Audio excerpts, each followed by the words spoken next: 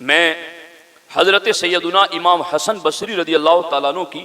ایک بات عرض کرتا ہوں، توجہ سے سنیے گا کہ گناہوں کی دوا کیا ہے، کیسے بچیں اس گناہ والے معاملے سے۔ اب میں نے بس صرف گناہ کے حوالے سے بات بتائی ہے، میں نے یہ نہیں عرض کیا کہ یہ چیز گناہ، یہ چیز گناہ، وہ آپ جانتے ہی ہیں کیا کیا چیزیں گناہ ہیں۔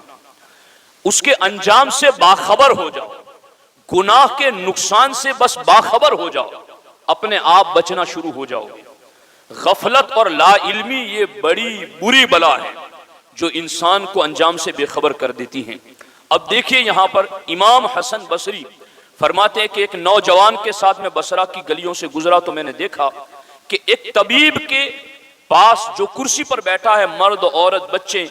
بوتل اور شیشیاں لے کر کے اپنے علاج کے لیے کھڑے ہیں، تو وہ نوجوان جو عبادت گزار تھا وہ اس کرسی پر بیٹھے ہوئے طبیب کے پاس گیا اور جا کر کے اس سے کہا کہ کیا آپ کے پاس کوئی ایسی دوا ہے جو گناہوں کو دھو ڈالے؟ کیا آپ کے پاس ایسی دوا ہے جو دل کے مرض کو ختم کر دے؟ تو اس نے کہا ہاں میرے پاس ایسی دوا ہے۔ غور سے سننا، جب کسی حکیم کے پاس ہم جاتے ہیں وہ نسخہ دیتا ہے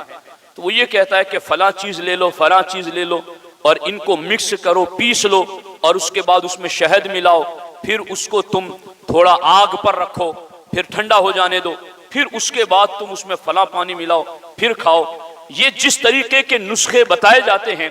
اس طبیب نے اس نوجوان عابد کو گناہوں کو دھو دینے والا نسخہ بتاتے ہوئے ارشاد فرمایا کہ گناہوں کی دوا کا نسخہ 10 چیزوں پر مشتمل ہے۔ فقر اور انکساری کے درخت کی جڑیں لے لو، فقر اور انکساری عاجزی کے درخت کی جڑیں حاصل کر لو اور اس میں توبہ کا حلیلہ ملا لو۔ حلیلہ یہ دیسی دوا ہوتی ہے۔ اب جڑیں لے لی، جڑیں کہاں سے حاصل کی؟ جڑیں حاصل کی فقر اور انکساری کی، اور اس میں توبہ کا حلیلہ ملا لو، پھر اس میں رضائے الہی کی کھرل یعنی دوا کوٹنے کی پتھر کی جو کنڈی ہوتی ہیں، تو رضائے الہی کی پتھر کی کنڈی میں اس کو ڈال لو، پھر قناعت کے دستے سے خوب اچھی طرح پیس لو،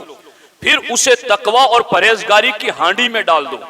اور ساتھ ہی اس میں حیا کا پانی ملا لو، پھر اسے محبت الہی کی آگ سے جوش دو، اس کے بعد اسے شکر کے پیالے میں نکال لو،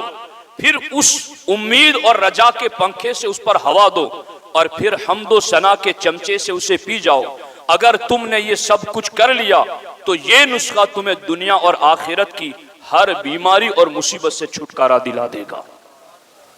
تو یہ بزرگوں کی باتیں ہیں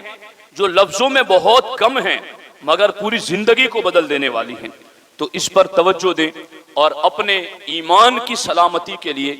گناہ سے بچنے کی کوشش کریں۔